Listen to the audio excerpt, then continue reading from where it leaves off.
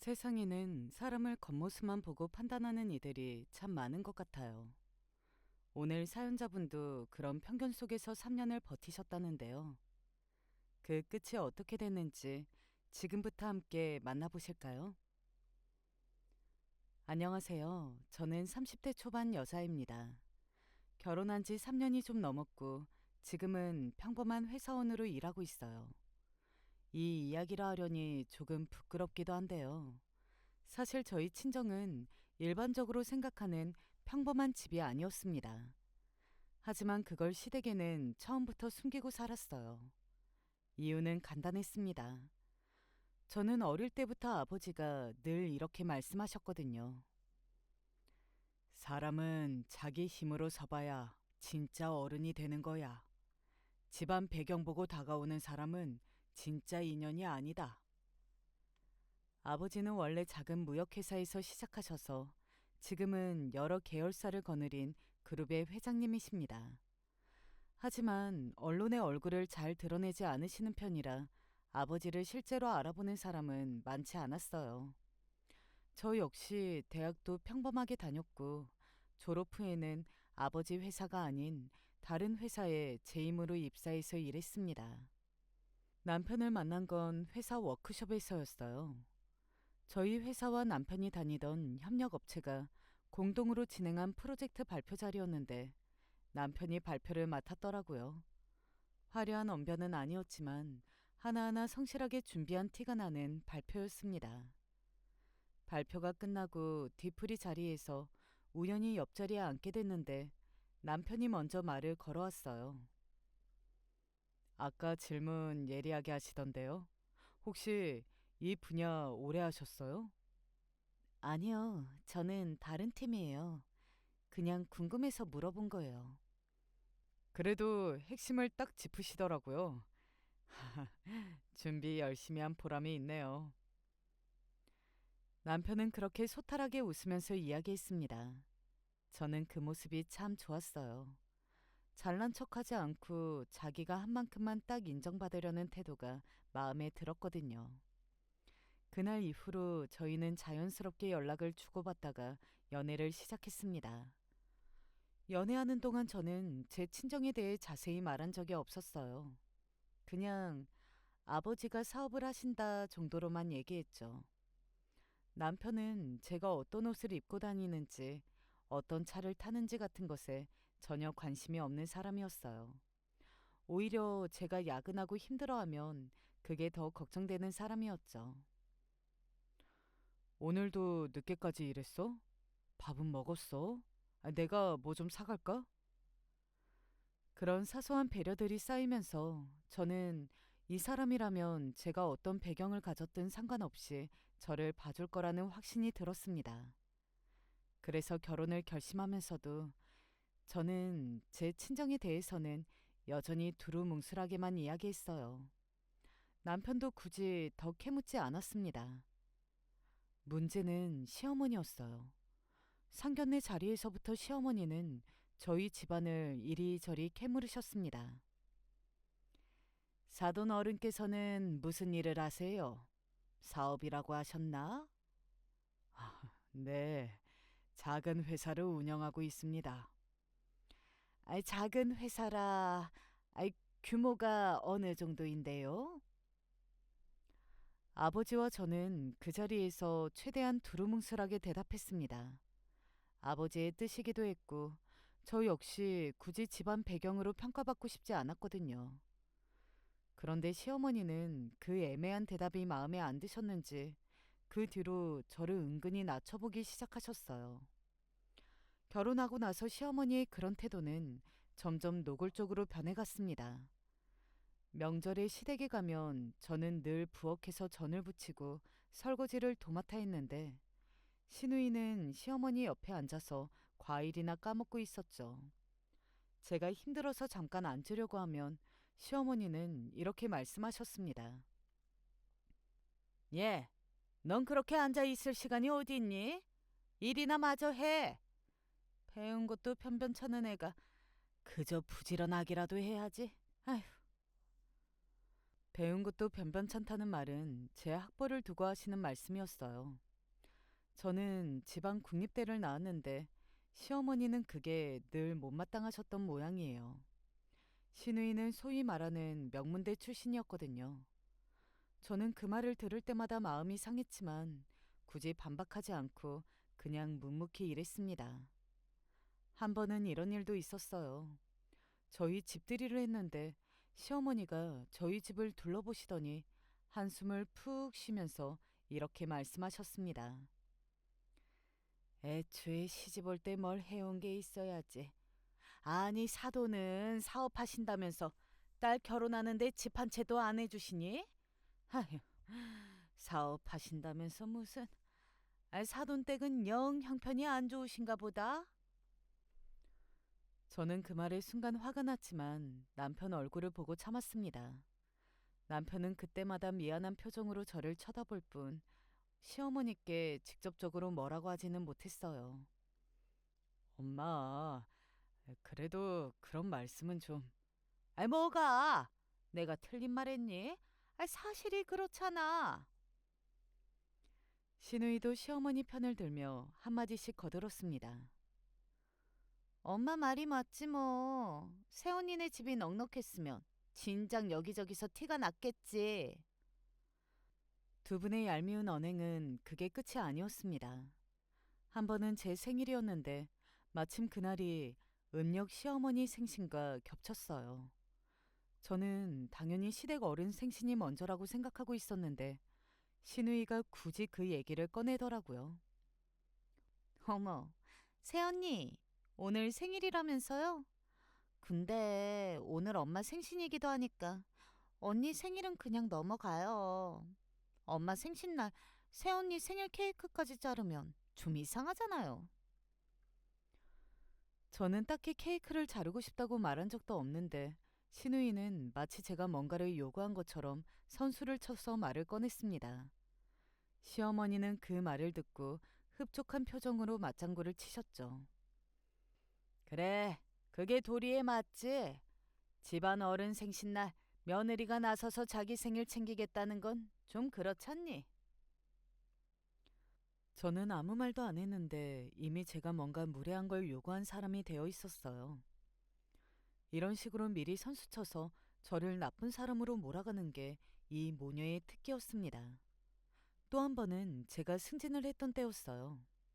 오랜만에 좋은 소식이라 시댁 식구들 모인 자리에서 조심스럽게 얘기를 꺼냈는데 시누이가 바로 말을 잘랐습니다.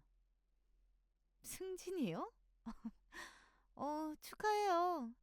근데 그 회사 규모가 크지도 않는데 승진해봤자 얼마나 오르겠어요? 오빠 회사 정도는 돼야 승진하는 보람이 있죠. 시어머니도 옆에서 거들었습니다. 그래, 뭐 작은 회사 승진이야 그러려니 하는 거지.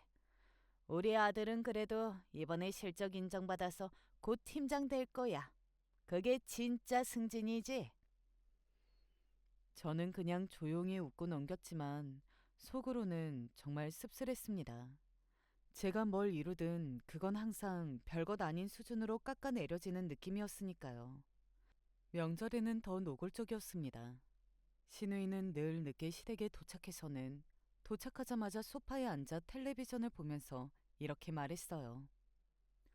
언니, 저는 운전하고 오느라 너무 피곤해서요. 좀 쉬었다가 도울게요. 그러고는 결국 끝까지 손 하나 까딱 안 하고 상 차릴 때만 슬쩍 나타나서 젓가락을 놓는 신용만 했습니다. 시어머니는 그런 딸을 나무라기는커녕 오히려 저한테 이렇게 말씀하셨어요. 우리 딸은 원래 손이 야무지질 못해서 부엌 일 시키면 오히려 방해만 돼. 그러니 네가 좀 이해하고 다 해라. 저는 그 말을 들을 때마다 헛웃음이 나왔습니다. 손이 야무지지 못한 게 아니라 애초에 할 생각이 없는 거라는 걸 뻔히 알고 있었으니까요. 하지만 저는 그런 순간들마다 굳이 반박하지 않고 그냥 묵묵히 일했습니다. 아버지의 신분을 밝히면 이 상황이 단번에 뒤집힐 거라는 걸 알고 있었지만 그러고 싶지 않았어요. 저는 제가 어떤 사람인지로 평가받고 싶었지 아버지의 이름으로 대접받고 싶지 않았거든요. 그렇게 3년이 흘렀습니다. 시어머니의 무시는 줄어들 기미가 보이지 않았어요. 오히려 남편이 다니는 회사가 요즘 경기가 어려워서 힘들다는 이야기를 듣고부터는 더 대놓고 저를 구박하셨습니다. 예, 요즘 우리 아들 회사도 어렵다는데 너희 친정에서 뭐 도와줄 생각이라도 안 하니? 아휴, 하긴 뭐 도와줄 형편이 되기야 하겠어. 저는 그 말을 듣고 정말 씁쓸했습니다. 도움을 받을 생각도 없었지만 애초에 저희 집 형편을 낮게만 보고 계시니 그런 요구조차 하실 수 있었던 거겠죠. 그러던 어느 날 남편이 퇴근하고 와서 어두운 얼굴로 이렇게 말했습니다. 여보, 나 오늘 팀장님한테 들었는데 우리 회사 모 기업 쪽에서 대규모 구조 조정 이야기가 나온대. 이번에 사업 부분 하나를 아예 접을 수도 있다더라. 저는 순간 심장이 철렁했습니다. 남편이 말한 모 기업 쪽. 그게 바로 저희 아버지 그룹의 계열사라는 걸 알아차렸거든요. 저는 그날 밤 아버지께 전화를 드려서 남편 회사 이야기를 조심스럽게 여쭤봤어요. 아버지는 잠시 놀라시더니 이렇게 말씀하셨습니다. 그 회사가 우리 사위 다니던 곳이었어. 아휴, 몰랐구나. 확인은 해보마. 며칠 후 정말로 남편 회사에 큰일이 벌어졌습니다. 구조조정 이야기가 공식화되면서 남편이 속한 부서가 통째로 정리될 수 있다는 소문이 돌기 시작한 거예요. 남편은 매일 초조한 얼굴로 퇴근했고 시댁에서도 이 소식을 듣고 난리가 났습니다. 뭐? 우리 아들 회사가 없어질 수도 있다고? 아이고, 이게 무슨 날벼락이야? 시어머니는 저를 붙잡고 원망 섞인 말을 쏟아내셨어요. 네가 시집 올 때 뭐라도 든든하게 받쳐줬으면 이런 고민을 하겠니? 사업한다고 해서 돈 많을 줄 알았더니 한 푼도 없고. 아휴, 친정에다가 뭐라도 좀 해봐. 이러다 우리 아들 실업자 되게 생겼는데 너는 팔짱 끼고 구경만 할 거야? 저는 그 말을 듣고도 담담하게 대답했습니다. 어머니, 이게 제 탓인가요? 남편 회사 사정상 이렇게 된 건데. 어쨌든 저도 지금 회사 상황이 걱정돼서 알아보고 있어요. 조금만 기다려주세요. 알아보긴 뭘 알아봐! 답답한 소리 하지 말고 친정에 가서 돈이라도 좀 빌려달라고 하든가! 저는 순간 마음이 복잡해졌습니다. 아버지께 사실대로 말씀드리면 상황을 정리하는 건 어렵지 않았을 거예요. 하지만 저는 이번 기회에 시어머니와 시누이에게 제가 참아왔던 시간에 대한 보상을 받고 싶었습니다. 그래서 조용히 상황을 지켜보기로 했어요. 얼마 뒤 남편 회사에 정말 중요한 손님이 찾아온다는 소식이 돌았습니다. 저는 바로 알았죠. 저희 아빠라는 걸. 그날 남편은 잔뜩 긴장한 채로 출근했습니다. 그리고 그 소식은 남편을 통해 시댁에도 전해졌어요. 회사 상황이 어수선한 와중에 회장이 직접 온다고 하니 남편도 걱정되는 마음에 무심코 시어머니께 전화로 얘기를 꺼냈던 거였죠. 엄마, 오늘 우리 회사에 모 기업 회장님이 직접 오신대요. 이번에 부서 정리하는 거랑 관련 있는 것 같아서 다들 긴장하고 있어요. 시어머니는 그 얘기를 듣자마자 머릿속에서 뭔가 계산이 서신 모양이었어요. 전화를 끊고 나서 바로 신우이한테 연락을 하셨다고 하더라고요. 예, 오늘 네 오빠 회사에 모 기업 회장님이 온다는데 우리가 가서 인사라도 한번 드려볼까? 간절하게 부탁하면 이번 구조조정에서 네 오빠 부서 빼달라고 부탁이라도 해볼 수 있지 않겠니? 그러면 좀 봐주지 않겠어? 신우이도 그 말에 솔깃했는지 흔쾌히 동참했습니다. 어, 좋은 생각이네요. 저도 같이 갈게요, 엄마. 두 분은 나름대로 정장까지 갖춰 입고 회사 로비에서 회장님을 기다리기로 하셨어요. 아들 자리를 지키려는 마음이었던 거죠. 그런데 정작 저에게는 그 얘기를 미리 하지 않으셨습니다. 아마 제가 알면 굳이 그렇게까지 하실 필요 없다고 말렸을 텐데요. 그리고 기다리던 회장님이 도착하는 순간 시어머니의 표정이 완전히 얼어붙었습니다. 바로 저희 아버지였으니까요. 그리고 그 옆에는 제가 있었습니다. 아버지와 제가 로비에 들어서자마자 시어머니가 놀란 표정으로 다가오셨어요. 아니, 이게 무슨, 아니, 너가, 아니, 그리고 사돈 어른께서 여긴 어쩐 일이야? 그 순간 옆에서 지켜보던 직원들이 일제히 허리를 숙이며 인사를 올렸습니다. 회장님, 오셨습니까? 시어머니는 그 광경을 보고 처음엔 그저 얼떨떨한 표정이었어요. 아버지의 얼굴을 알아보시긴 했습니다. 상견례 때 그리고 결혼식 때 몇 번 뵌 적이 있었으니까요. 그런데 그 낯익은 얼굴에 회장님이라는 호칭이 붙은 순간 시어머니의 얼굴에 핏기가 싹 가시는 게 보였어요. 아, 사돈 어른이신데 방금 저분들이 회장님이라고? 시어머니는 말을 제대로 잇지 못하고 저와 아버지를 번갈아 쳐다보셨습니다. 그동안 몇 번 배웠던 사돈 어른이 그저 자그마한 사업을 하시는 분인 줄로만 알았는데 알고 보니 아들이 다니는 회사와 관련된 모 기업 회장님이셨던 거예요. 시어머니는 그 사실을 받아들이기까지 몇 초가 걸리는 듯 했습니다. 마치 머릿속에서 그동안의 일들이 한꺼번에 재생되는 것 같은 표정이셨죠. 회, 회장님이 사돈 어른이셨다고요? 저는 그제야 담담하게 입을 열었습니다. 네, 어머니. 제 아버지세요. 남편이 말했던 모 기업 회장님이시고요. 시어머니는 얼굴이 새하얗게 질리시더니 갑자기 다급하게 허리를 숙이며 말씀하셨습니다. 아이고, 회장님. 몰라 봬서 정말 죄송합니다. 저는 그저 며느리 친정이 평범한 집안인 줄로만 알고. 아버지는 그 모습을 보시더니 표정 하나 변하지 않고 담담하게 말씀하셨어요. 저는 제 딸이 오롯이 어떤 사람인지로 평가받길 바랐지 제 이름으로 대접받길 바라지 않았습니다. 그런데 사돈 어른께서 제 딸을 어떻게 대해 오셨는지 오늘 여기서 좀 들어봐야겠군요. 저는 그동안 쌓아왔던 말들을 이제야 꺼낼 수 있었습니다.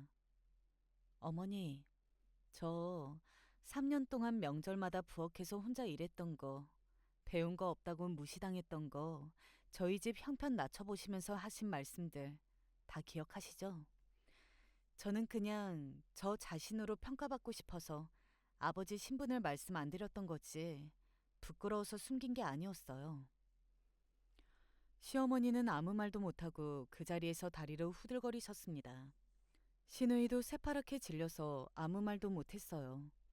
그동안 저에게 했던 무시와 비아냥이 그대로 부메랑이 되어 돌아온 순간이었으니까요. 시어머니는 정신 차리자마자 그 자리에서 무릎을 꿇으려 하셨습니다. 회장님, 제가 사람을 몰라봤습니다. 며느리한테 제가 잘못한 게 있으면 다 용서해 주세요. 제발. 아버지는 그 모습을 담담하게 내려다보시더니 낮은 목소리로 말씀하셨어요. 저한테 무릎 꿇으실 필요 없습니다. 그리고 사돈 어른께서 잘못하신 건 제가 아니라 제 딸한테 하신 거니까요. 사과도 저한테 하실 게 아니라 제 딸한테 하셔야죠. 시어머니는 저를 향해 몸을 돌리셨지만 저는 손을 들어 그 사과를 잠시 막았습니다. 어머니, 지금 그 사과 제가 회장님 딸이라서 하시는 거잖아요. 만약 저희 아버지가 정말 평범한 분이셨다면 어머니는 지금도 저를 그렇게 무시하고 계셨겠죠. 저는 그런 사과는 받고 싶지 않아요. 시어머니는 순간 말문이 막히셨습니다. 저는 이어서 말했어요. 어머니는 3년 내내 항상 저희 집 형편, 제 학벌만 보고 저를 무시하셨어요. 이제 와서 제 아버지 신분을 아셨다고 태도 바꾸시는 거. 저는 그게 더 서글퍼요. 시어머니는 아무 대답도 못하고 그저 고개를 떨구셨습니다. 신우이도 옆에서 그동안 자기가 했던 말들이 떠올랐는지 얼굴이 새빨개진 채로 아무 말도 못했어요. 남편도 이 모든 상황을 뒤늦게 전해 듣고는 그날 저녁 저에게 진심으로 사과했습니다. 여보, 나는 정말 몰랐어. 그리고 그동안 엄마가 당신한테 그렇게 하는 거 제대로 말리지 못해서 정말 미안해. 당신 잘못이 아니야. 나도 굳이 말 안 한 게 있으니까. 근데 이제는 알았으니까 앞으로는 당신이 어머니한테 확실하게 선을 그어줬으면 좋겠어. 남편은 그러겠다고 약속했고 실제로 그 이후로는 시어머니가 저에게 함부로 말씀하실 때마다 단호하게 제재했습니다. 회사는 구조조정 과정에서 남편의 부서는 오히려 실적을 인정받아 살아남았어요. 이건 아버지가 봐줘서가 아니라 실제로 남편이 그동안 성실하게 일해온 결과였다고 하더라고요. 아버지도 그 부분을 명확히 하셨어요. 사위가 일을 잘한다는 보고를 받았다. 내 권한으로 남은 게 아니라 원래 우리 사위 실력으로 남은 거야. 헷갈리지 말거라. 그 뒤로 시어머니는 명절마다 저에게 앞치마 대신 자리부터 권하셨고 시누이는 이제는 제 앞에서 함부로 입을 놀리지 못합니다. 그리고 저도 이제는 시댁의 최소한의 도리만 지키며 지내고 예전처럼 제 자신을 낮추면서 맞춰주지 않습니다. 얼마 전에는 시어머니가 저한테 넌지시 이런 말씀을 하셨어요. 예, 이번 주말에 다 같이 식사라도 한번 할까? 네가 좋아하는 대로 예약해 놓으마. 저는 웃으면서 딱 잘라 대답했습니다. 어머니, 죄송한데 저희 이번 주말엔 선약이 있어서요.